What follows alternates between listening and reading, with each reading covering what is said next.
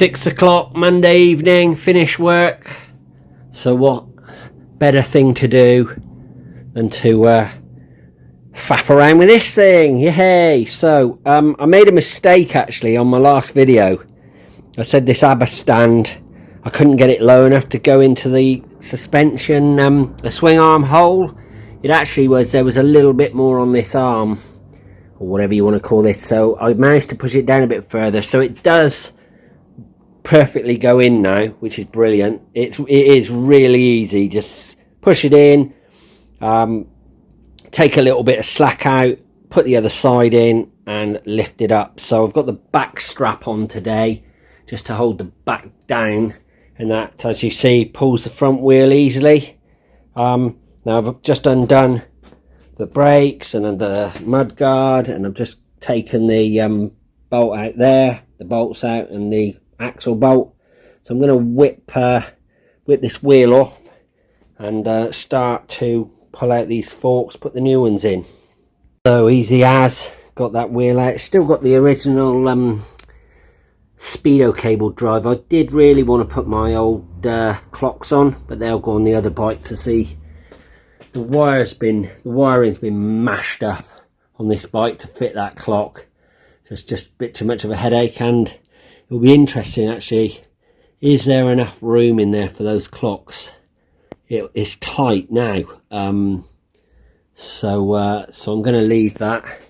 But okay, so I'll keep going. Looks, this was oh, it is leaking a bit, I think. Hang on, can't quite, there's something there. I think they were leaking. Mark Dent said they were leaking anyway. Oh yeah, and I don't know, maybe I greased them up too much, just been oozing out over time.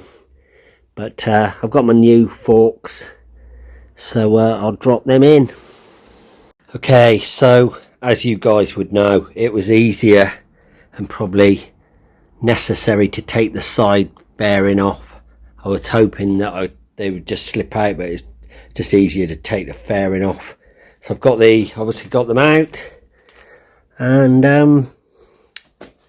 they don't look too bad actually. I'm not sure if they're leaking or not. I'm gonna have to check, but they are quite soft, so the next piece of the puzzle is to measure them against the other ones and just sort of compare really.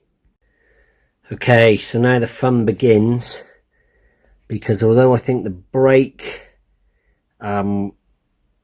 attachment is in the same place, you can clearly see that the main difference is the bore of the axle is much larger, so that might cause me some problems. Not massive problems, because I have got another wheel, but it looks like my other wheel might have to go on rather than the 400 wheel, and they're slightly about 5mm longer. I'll measure the thickness of them, but I think they're okay. They're a mil thicker, I think. But yeah, never easy.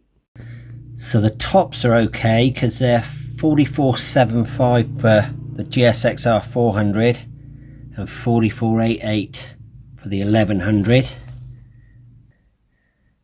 Okay, lower down on the GSXR 400, they're 51.82. Okay, 51.82 to 53.88. So what's that? Nearly 2mm, is it? 51 to 50. So they're 2mm. I think they'll be okay. I think Mark said, I said they were a mil difference, and Mark Dent said that would be okay. Let's see if 2mm okay. So the main thing is just that axle bolt. So I'll get the other one out and check out what's going on. So the conclusion is that the ABBA stand's going to have a little test of holding this up for a while, because yeah, this is not going to be a straight swap, as many of you I'm sure would say. Of course it's not.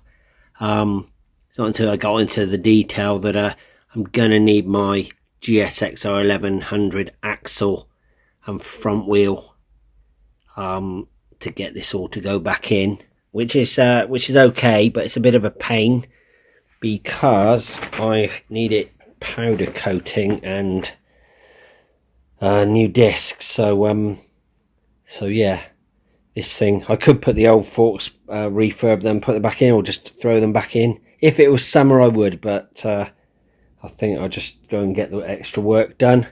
So a part 2, I'm afraid. I have to think about that. Am I disappointed? I'm a bit hacked off that it wasn't as easy as I thought it was going to be.